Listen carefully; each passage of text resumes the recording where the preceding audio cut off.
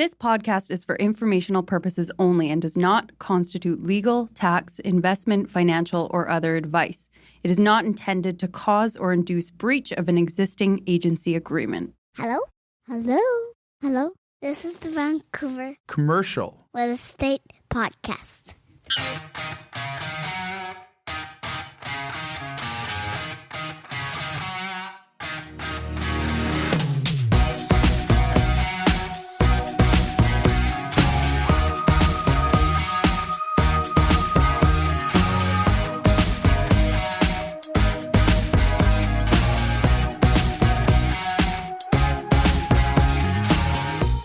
And welcome back to the Vancouver Commercial Real Estate Podcast. I'm Cory Wright. And I'm Adam Scalina. How you doing today, Cory?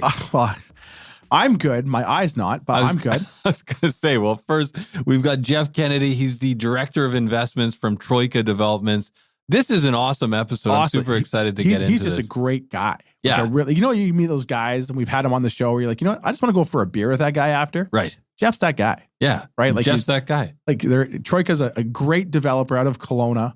Great group of people there. We've been very fortunate at our William Wright commercial office in Kelowna to do work for them both on the leasing and the acquisition side. So they've been phenomenal clients to work for. And Jeff just sort of really unpacks everything that's going on, all the excitement, talks about the challenges they're speaking, but then also just tells us how cool Kelowna is. Yeah, exactly. So we cover Kelowna today, kind of a little bit insider baseball, but then also kind of general overview of the market, where the city's heading. Super exciting conversation. Looking forward to that with Jeff. But yeah, on the walk-in, so I got to say, I don't think you've ever used, we've got this soap dispenser sanitizer. Well, I can tell you, it's very potent sanitizer, I can tell you. Yeah, so it's at the front door. I'm not sure who put it there, but you walked in, used it for the first time ever. Yeah, so just for clarity, I'm not a dirty person. Like I wash my hands. I usually just don't sanitize when I come into your office. I've never known you to be one to sanitize. So you push the pump. It sprays you right in the face. The pump is clearly jammed with something, and it shoots the sanitizer into my eye, of all things. Right. I don't think I've ever experienced pain like that before. You guys obviously have insurance and a good lawyer, and we'll talk about that when we stop recording here.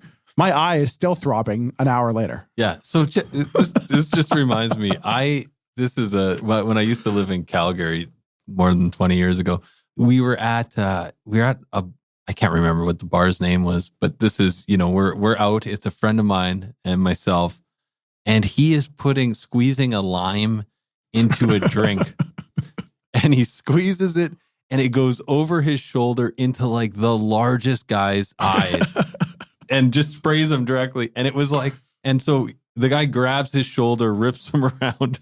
I just remember expecting him to get beat up for shooting lime into some guy's eye accidentally. And my friend's response was, "What do you think? I'm a precision lime shooter? Like, I can't, you think I meant to do that?" Anyways, he didn't get beat up. We got out of there. More importantly, why were you living in Calgary? Yeah. Well, I had a 2-year transition. Well, you did come from Winnipeg. So. You know what? I kept going west until I got as far as I could go, basically. And yeah, Vancouver was a good place to settle. So anyways, this is a super exciting show for today. Having Jeff on the program, talking about the Okanagan, which we always love to talk about. You're going to go flush your eye. I'm going to go buy an eye patch. And maybe we should cut to this conversation with Jeff Kennedy. Enjoy, guys. This week's episode is brought to you by our great friends at Impact Commercial Group. Really enjoy working with Impact Commercial. And we should say Al and his team can basically do anything when it comes to lending. Anything when it comes to under the commercial umbrella. You're building a building in development, we got you covered. You're buying land, we'll make that happen for you. You're investing in a property or multifamily building, check. Owner-occupiers looking to acquire their own space, double check. Anything commercial financing you need, Impact Commercial is your go-to. ImpactCommercial.ca. And we should say over 50 years of combined experience. So trust these guys. They're the right fit. Best in the business, in my opinion.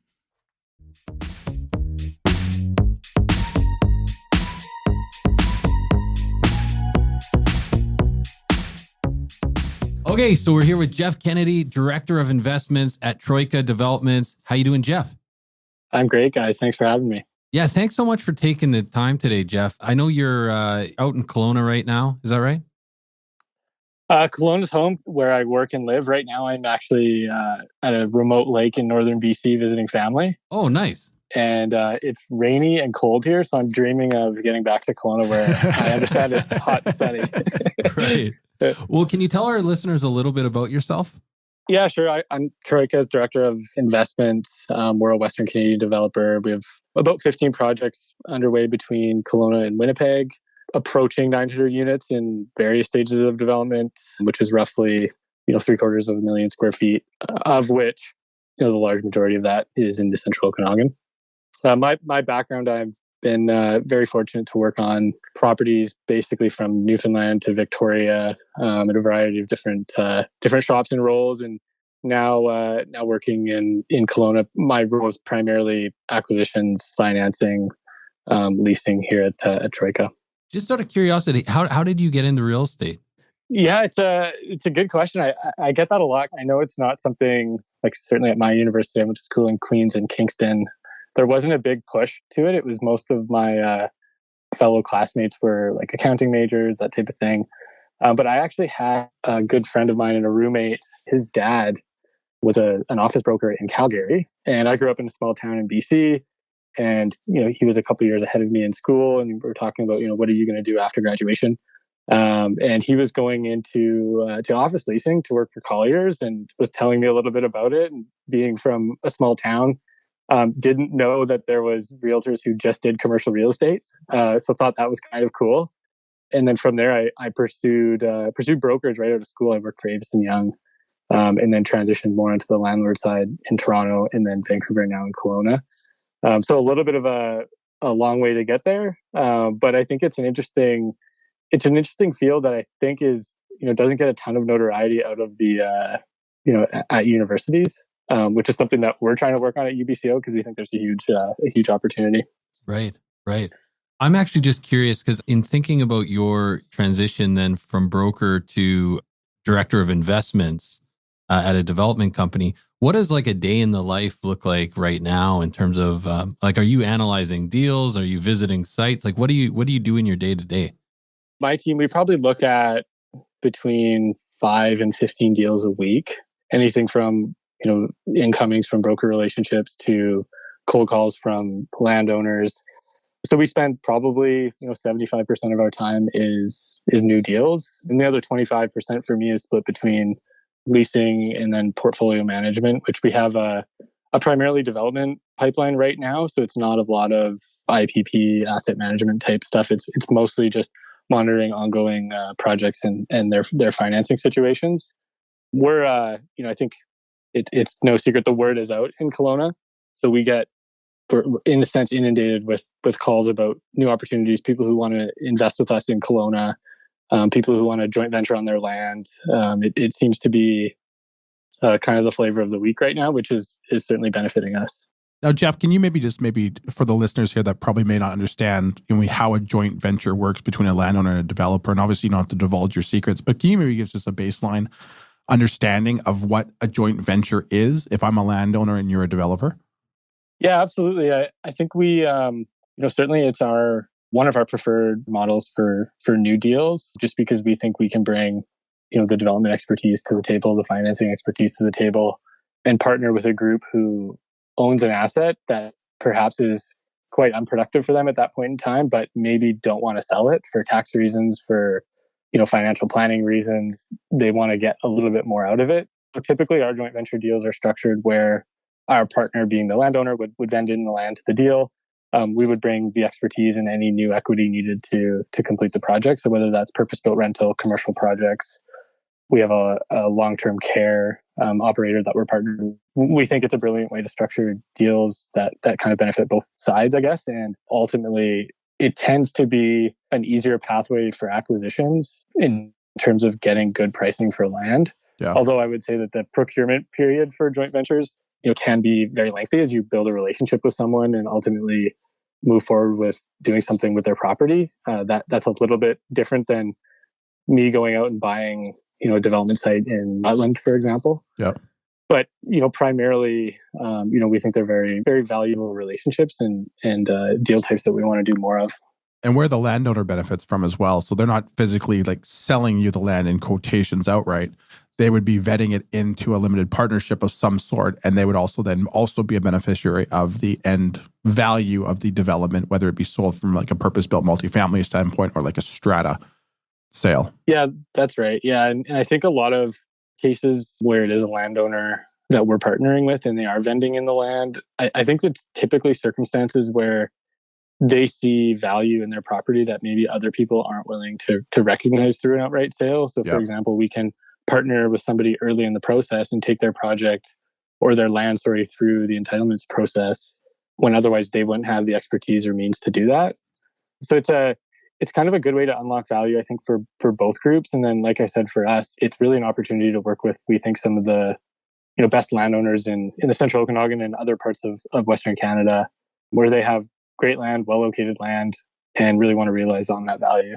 And one of the things, too, that the listeners may or may not understand is from a developer standpoint, one of the largest costs that developers have to carry is their carrying costs, because they might acquire land and then maybe 12, 24, 36 months sometimes before, depending on what city you're dealing with, to get through the whole entitlement process and rezoning and acquisition. And this also allows you as a developer to sort of save on those costs, which can probably be vetted back into the project, creating greater value for the landowner at some other time. For sure. I mean, it's certainly the most straightforward when the land is free and clear. Yeah. When it's encumbered, it's a little bit different. But for the most part, that's absolutely right. And I think, what people at times take for granted is how, perhaps complicated or expensive it is to do design feasibility and take a project from, greenfield through to shovel ready. There's a lot of cost and time and energy that go into that. So we like to think of ourselves as bringing that expertise to the table and helping a landowner through that process. Jeff, I'm just thinking about the last 24 months and just how much hype has been generated around the Okanagan and around Kelowna specifically. How's the market doing right now in the Okanagan? And have you seen any kind of impact from the interest rates or what's going on right now with just in Vancouver, the market's shifted a bit. What's your sense of the market, both in residential and commercial at the moment? Sure. Yeah. I mean, and maybe I can just start with the land side. We did see a little bit of pause probably about 4 months ago. Kelowna is also going through a new draft zoning bylaw. So as soon as that passed first and second reading, in the beginning of June, it felt like things really heated up again, just in terms of like number of listings that were out there, number of inquiries that we were getting, because all of a sudden people, felt like they were, now sitting on a site with a lot of development potential. So I think that's kind of offset some of the slowing. And then if you layer on, the rising interest rates, rising cost of debt for a lot of these properties where developers or speculative purchasers have bought land in the central Okanagan because they saw the news, they saw CNN talking about it being one of the top places to live, among other news outlets. All of a sudden, those properties are a lot more expensive for them to carry. So we're seeing a lot more stuff come to market.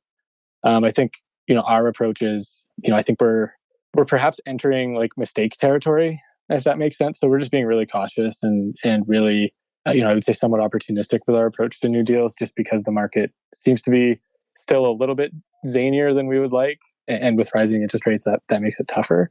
I think on the residential side, any local realtor in Kelowna will tell you that the market has slowed just from a transaction perspective. The days on market has increased. We're finally seeing prices seemingly, tapering a little bit, or at least plateauing, which frankly I think is good, just because of how out of whack things felt like they were getting. Yeah. So I think residential is flat. I don't know if it's hard to say exactly how much of that is interest rates versus just, people's demand was, somewhat pent up coming out of the pandemic. And now we're, perhaps relieving some of that. But the challenge with the central Okanagan, Kelowna specifically, is we just don't have enough supply. Certainly our team is not as doom and gloom as some of our other colleagues that are talking about what could happen in Canadian real estate. The reality is in Kelowna, we're extremely land constrained. We're extremely supply constrained. So we tend to think that pricing will, perhaps drop slightly, but not materially enough to have any dramatic impact on our market today. And maybe that's not the case in 6 months, but that's our assessment today. Well, I learned something new every day. I had no idea there were speculators in the Kelowna marketplace. The market tripled. Who knew? Yeah, it's interesting. I think we, Troika specifically, we spent a great deal of time working primarily on JV deals. And then looking at land acquisition targets kind of when they came up. And we really had to switch as our strategy, I think, has evolved into more focusing on purpose-built rental and looking at infill sites. And one of the challenges with that strategy is those are the most competitive parcels. So there's stuff that we'll get phone calls and, I'll be like, I'll get my team on it and we'll get back to you before the end of the day. And I'll call at the end of the day and the broker's like, yeah, we got 3 offers and there's 2 backups, get lost. And that can be a little bit frustrating. Yeah. And I would say there's not as much of that, in June, July 2022 as there was June, July 2021. So have you moved then to like a more defensive strategy then in the past 4 months? For sure. Yeah. We're a lot more, I would say, deliberate in acquisition targets specifically. So there's probably 2 answers to that question, depending if it's a new deal that we're looking at or a current deal that we have under contract or that is a site that we already own. So for new deals, we tend to focus on really well located properties. I think those are going to be the most resilient, the least affected in any type of downturn. So, there were some fringe type locations that we were considering that we had a bit of a thesis on. And I think that thesis has somewhat changed just with the rising interest rates and a little bit of a pause in the market. We still love Kelowna. We love the central neighborhoods in Kelowna. We think there's a ton of opportunity in those urban centers.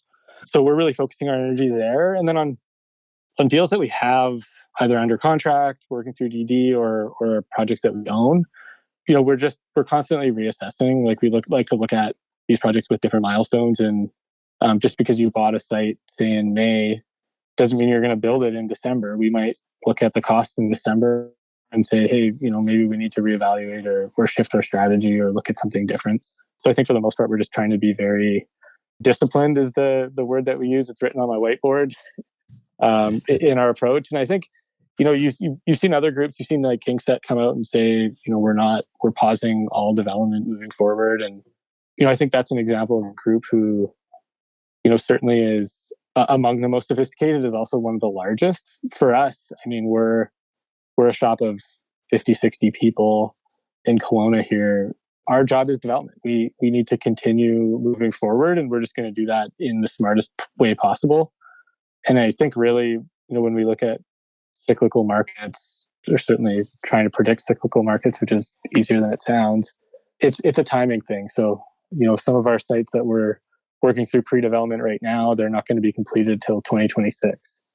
So it's hard to press stop at this point. And rather than pressing stop, we're just constantly reevaluating as we hit milestones in the process.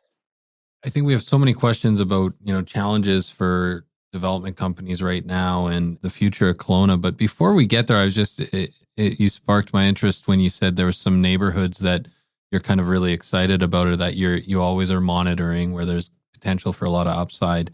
Can you talk about some of the neighborhoods you're most excited about in Kelowna?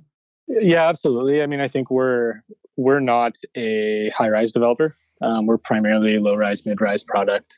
6-story wood frame would be kind of where we tap out, and that's really our area of expertise. So downtown for us is not as suitable as, say, Rutland, Pandosy Village, Glenmore, Landmark Capri. I think we, in our assessment, we kind of score Kelowna's urban centers as downtown, and then the others, they tend to perform somewhat similarly from a rent perspective, somewhat similarly from a vacancy perspective. The one exception might be Rutland, where I think there's historically been a bit of a challenge there. We think that there's a huge opportunity in Rutland, the way that they've mapped out the urban center around the Rutland Transit Exchange, the proximity to UBCO, the proximity to downtown, we think is exciting. So we've picked up approximately 250 units of development in that urban center. And then, still continuing to focus on, call it like fringe downtown, which is not within the urban center of our downtown district, but just outside where they are promoting, where the city, is promoting mid-rise development right now. Rutland was once described to me as the Surrey of Kelowna. Is that accurate?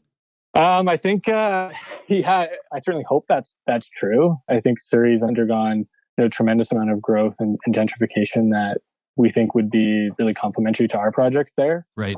So that really is, our thesis. We have an individual on staff who loves to use that exact comparison, being from Surrey. So yeah, I think we're excited about the potential there. We love the proximity to the university. It is the closest urban center to the university, with the exception of Glenmore, which, if you go the back way, it's somewhat close. But Rutland, we think, has the potential for a lot of growth, a lot of commercial growth.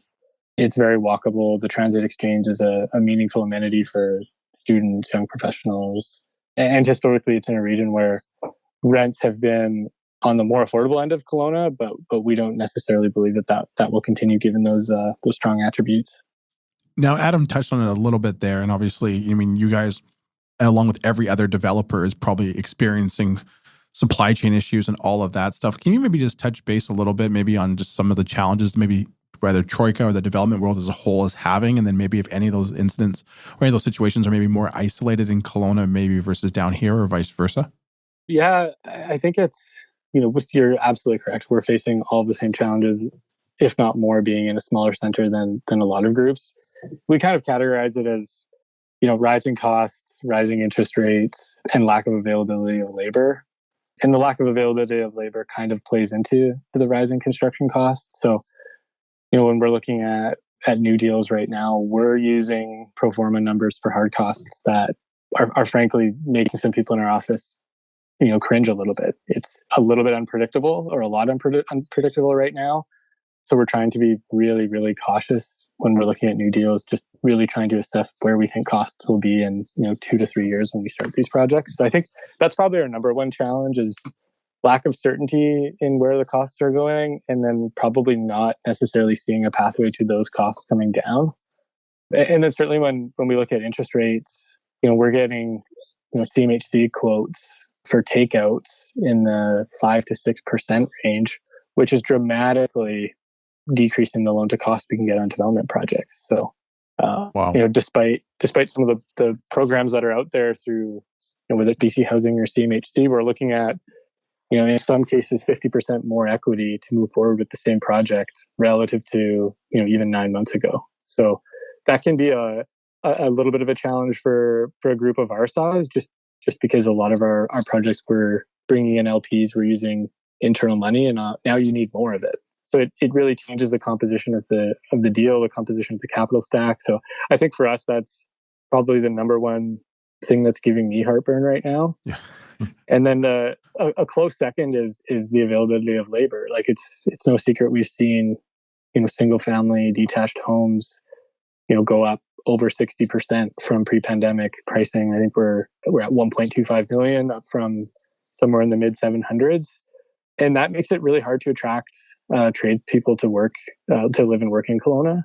It's expensive to bring people in from out of town. So, I think that's even a greater risk for us than what we've seen in supply chain. People use supply chain as like a very broad stroke in terms of how hard it is to build things. But frankly, for us, we're able to plan around a lot of things. We've had bathtubs sitting on site of one of our projects for 6 months.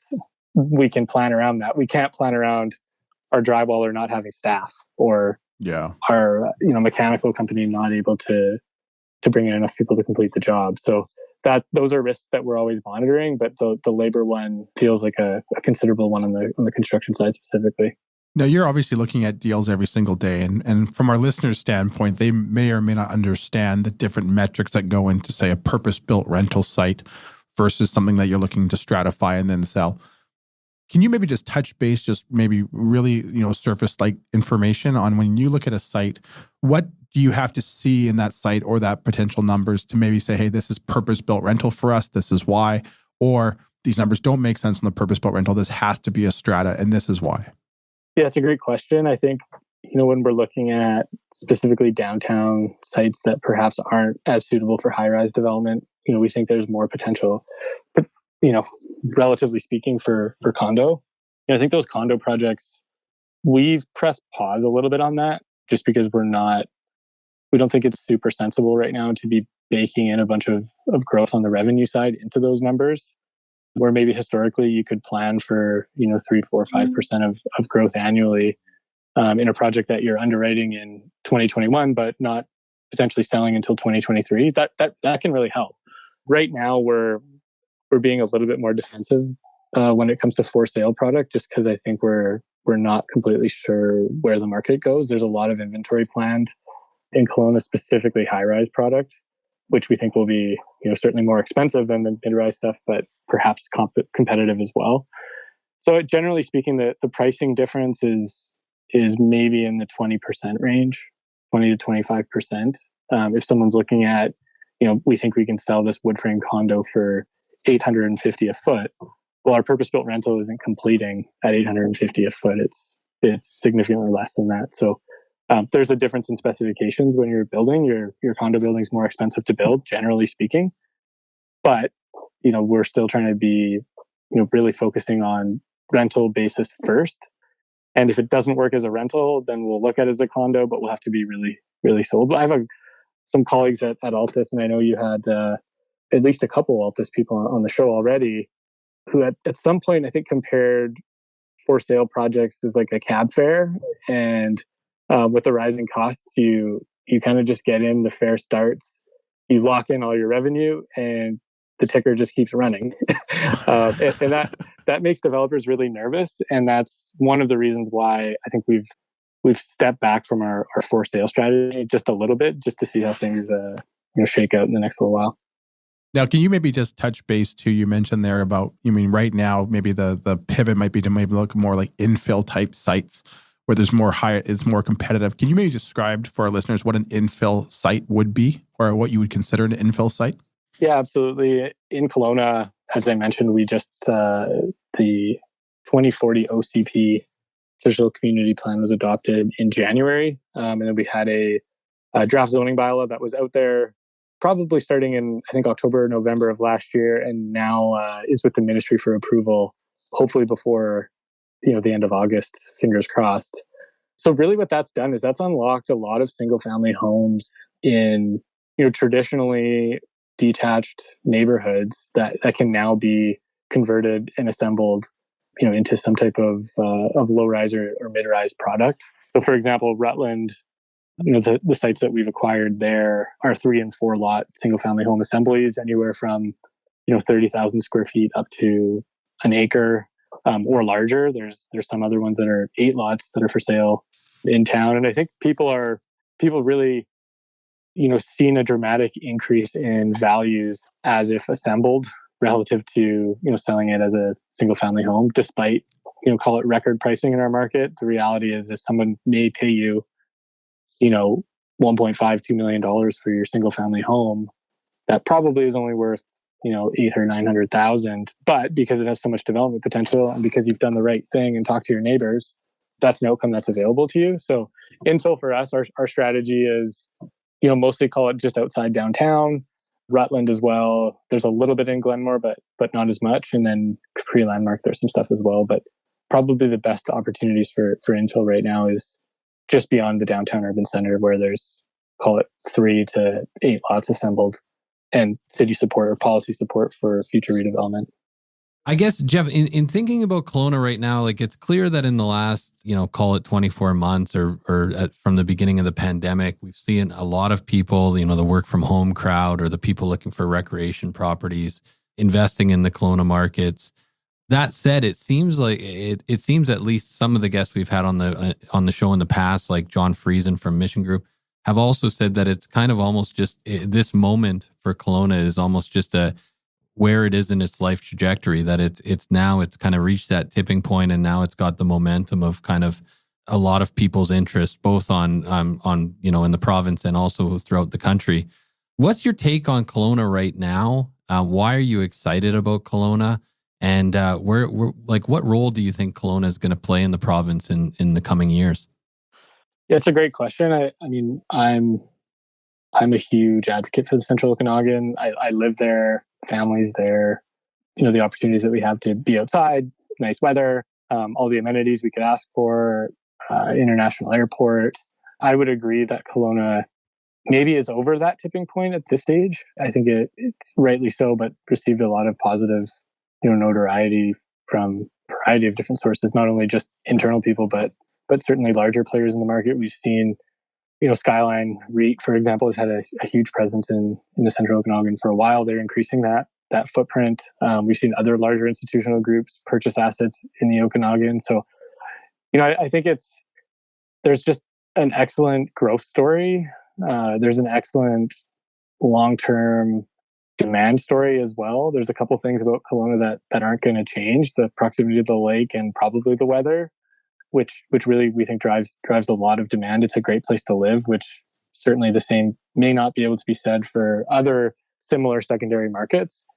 And then when you look at the growth and the demographics, like I think we're 14% population growth since 2016. By 2026, that growth level will be exceeded. So we got to find a place for 33,000 people in the Central Okanagan before 2026. That's a challenge. That's a risk for us. And I would agree with some of my other colleagues for sure have suggested that Kelowna is turning into, call it a small city from a big town. I don't know exactly who quoted that first, but we tend to say that a lot locally, and that's certainly true. And there's a big opportunity or continuing opportunity for someone like us to be part of that, so long as we can, as an industry locally, satisfy the demand for housing in the area. Well, Jeff, we appreciate you taking your time to join us today and sort of enlighten us a little bit more about Troika and all the good stuff that's happening up there in the Central Okanagan. Before we let you go here, we have our 6-pack of lighthearted questions we ask all of our guests so we get to know you a little bit more outside of the office, if you got just a few more minutes for us. Absolutely. The 6-pack is powered by our great friends over at Red Point Law. Oh, the guys at Red Point Law are fantastic, Cory. For all your legal needs when it comes to commercial real estate, visit them at redpointlaw.ca. Okay, first one up. We'll give you an easy one here. Favorite vacation spot when you find the time? Hawaii. Oh, good answer. Oh, yeah. Good answer. Where in Hawaii? We spent 2 weeks on the Big Island this year, and it was beautiful. We haven't stopped talking about it. So nice. Back Awesome. soon, hopefully. Awesome. What are you currently binge watching, or a favorite movie recommendation? Just because it was the last thing I saw, I'll say the Top Gun sequel. It was excellent. I've heard that. Yeah, I've heard that too. Would recommend. If you guys haven't been, go check it out. I don't think I've seen the first Top Gun. Never mind the second one. You gotta watch the first You one the haven't seen night the before first- and then go. So this Cory, this sounds you grew up in the 80s. Yeah, 70s you'd think at this point. No, I haven't seen Top Gun. I haven't watched any of the Star Wars. I've never seen Jaws. Like I had a very deprived childhood. I don't even have a TV, to be honest with you. This might be my last time on the show after this. This is so surprising, Okay. but answers so many questions. No. I've been calling you Goose for like weeks, and you've been responding. You didn't even get the joke. Okay. Next question up. Favorite restaurant or bar? Oh, we're very fortunate in the Okanagan. I will say Home Block at Cedar Creek Winery. Oh, that's a good one. Yeah, I feel like there's so many amazing restaurants in Kelowna right now. Kelowna's awesome for restaurants. Yeah. Last time I was up there, we tried this place called Salt and Brick on Bernard, which is kind of like a tapas wine bar. It was amazing. Just right down there, right next to Earl's. I spent a few too many hours at that B&A Brewing last time I was. Oh, that's okay. That's okay. a good spot, No one's counting hours there. Yeah. Just drinks consumed, not ours. Right. One book that you'd recommend for our listeners? Topical, The Wealthy Renter, I think is an interesting read for people in housing and development. Wow. It's good. I don't think we've had that one before. No, we haven't. So you're at the winery, you've had a couple drinks. Someone puts a karaoke mic in front of you. What song are you singing? Oh, that's a good question. That is an excellent question. Maybe, again, we'll try to keep it topical. Don't Stop Believing. That hopefully Kelowna can become the top secondary market in the country. That's our first Journey song too. That's good. And last but not least, do you have a favorite band or music recommendation? A music recommendation. I think I'm back on the Eagles right now. Okay. Did you ever get off the Eagles? They're just so good. I think you can. Once it's on your golf playlist, it doesn't find its way off. Well, we'll leave it there, Jeff. But how can people find out more about what you're up to, and of course, Troika Developments? Yeah, absolutely. Troika. You can check out Troika. At troikadevelopments.ca. We just have a new website that launched about a week ago. Our marketing team did an excellent job, and there's going to be more information coming on a lot of our new projects and active developments. So check us out. Well, thank you so much, Jeff, for your time. We appreciate it as always, and we look forward to seeing you next time we're up there in Kelowna. Awesome. Thanks, guys.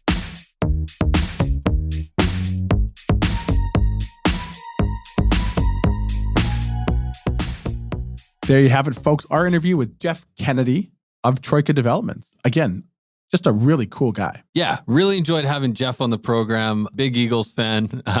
Love that. The golf mix. I feel like to golf enough that you would have a golf mix, I guess. Is that, Yeah, no. Do you golf? You golf a little bit. Well, I don't know if I'd call it golf or not. Every year we do our William Wright retreat, I manage to bring the clubs out, but usually there's a couple of Caesars going around, and then usually by the third or fourth hole, we turn on our golf mix, which is just, Nickelback on repeat for the next 12 holes. Just clear the course. No one wants to play with us. I don't know why. Yeah. Even the Bears would walk away from us when we're driving towards them. So we have so many great episodes coming up. I just want to make one plug because we actually, in our desire to have every mayor on in the country, on the program, we have the mayor of Parksville coming on. Yeah, the mayor of Parksville is joining us. It's it's funny because we talked about on a recent episode we had when we had John McDonald on it that I ended up going through Parksville, and I couldn't believe the development that I saw. And I said, granted, it's been a while, but I didn't expect to see what I saw. And I know in the investment world, you hear a lot of positive about Nanaimo right now. And then you're starting to, I think, almost see like a halo effect where you're getting things like in News Bay, which is smaller, but then Parksville, where Parksville for a long time had a very older demographic there, more of a retirement community. And it feels like that's shifting. So we wanted to get the mayor on. We wanted to hear all about the exciting things that are going on in Parksville. And he was thrilled to join us. And we're very excited to have him in an upcoming episode. I'm super excited for that, Cory. Also, just touching base on the Vancouver market a little bit. What are we seeing in the city of Vancouver for commercial real estate? Well, to be honest with you, we haven't sort of seen the slowdown, I think maybe that a lot of people expected as these interest rates do rise. We've always suffered from lack of inventory, and that's sort of really becoming apparent now. Good assets still selling. Good assets are still selling in multiple offers. We're doing a lot of deals on development land, believe it or not, right now, which is usually a tougher one to finance with higher interest rates. But very optimistic. What you hear on the news maybe isn't what we're seeing on the forefront of commercial real estate. Don't kid yourself. Interest rates will have an impact on real estate, period.